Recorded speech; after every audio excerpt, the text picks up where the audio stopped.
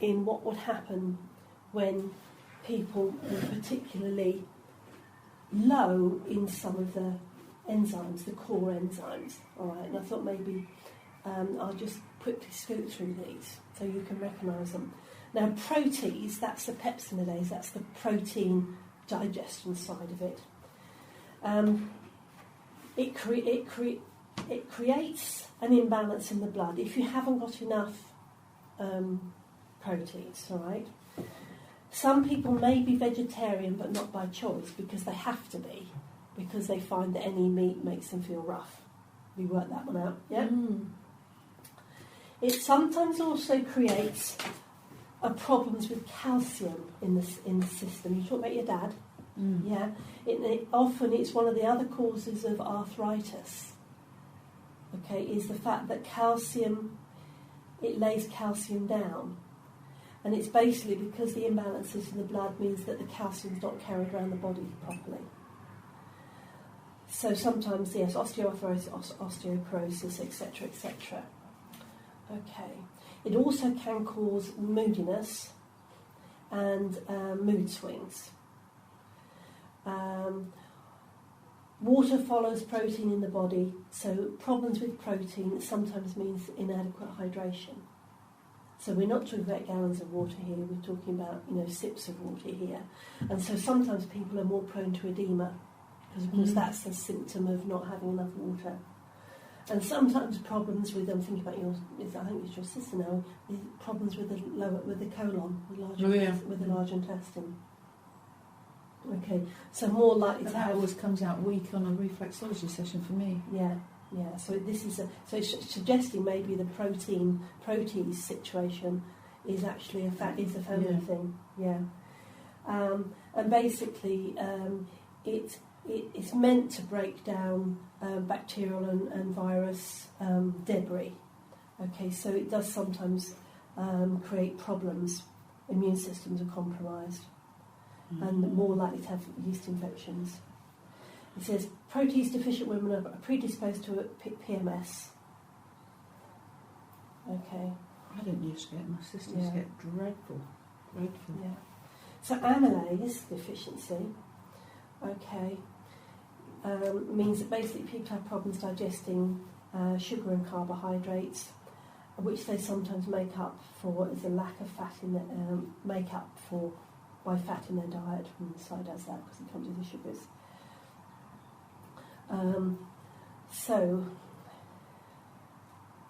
It's a lot to do with abscesses being formed, so the body has problems dealing with abscesses and things like that. And it's also involved in inflammatory reactions, so you're into histamine and allergic type of reactions. And basically, organs that are in contact with the outside world, so lungs and skin, tends to be a bit of a problem. So you're more likely to get skin problems, psoriasis, insect bites, bee stings, dermatitis, etc.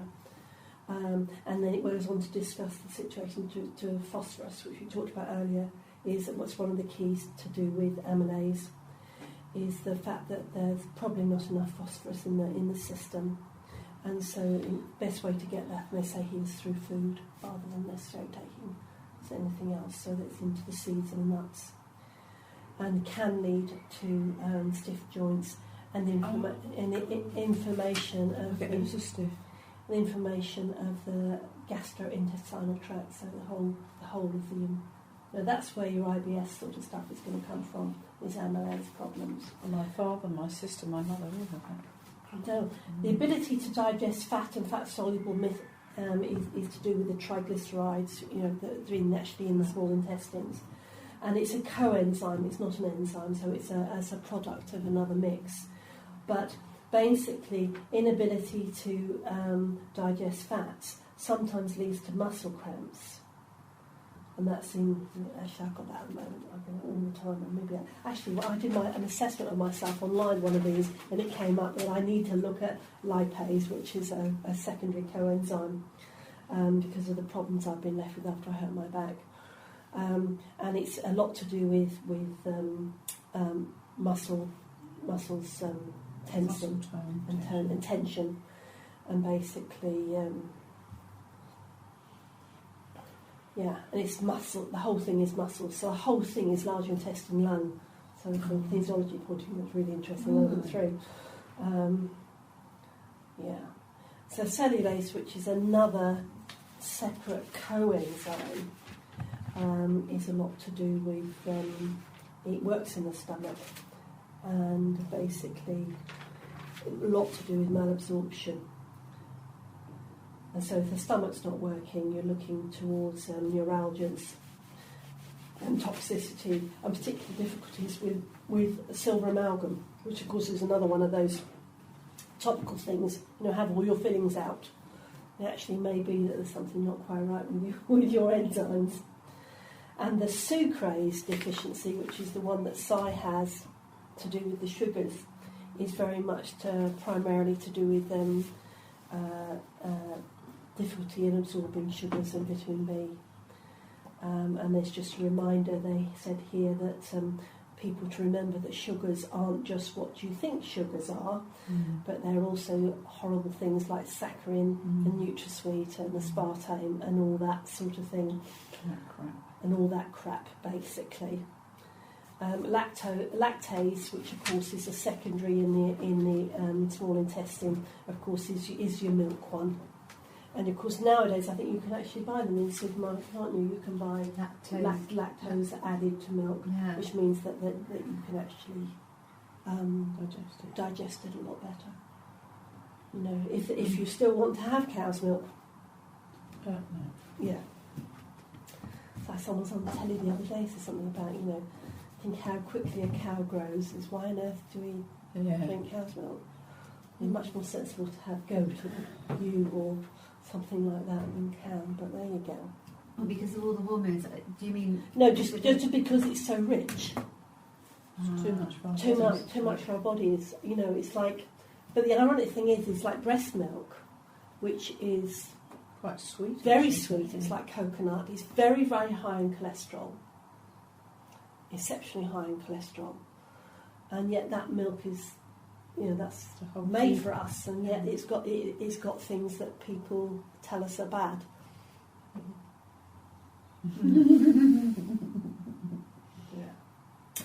Okay. Right, so just to say to you that on page 13 and 14 of your information book, there is a lot more detail about actually how carbohydrates, starches, proteins and fats break down in the body. Okay, so this is just a little bit more of how carbohydrates release the energy they release. All right, so it's fairly sort of technical, but it shows you how they release what they do.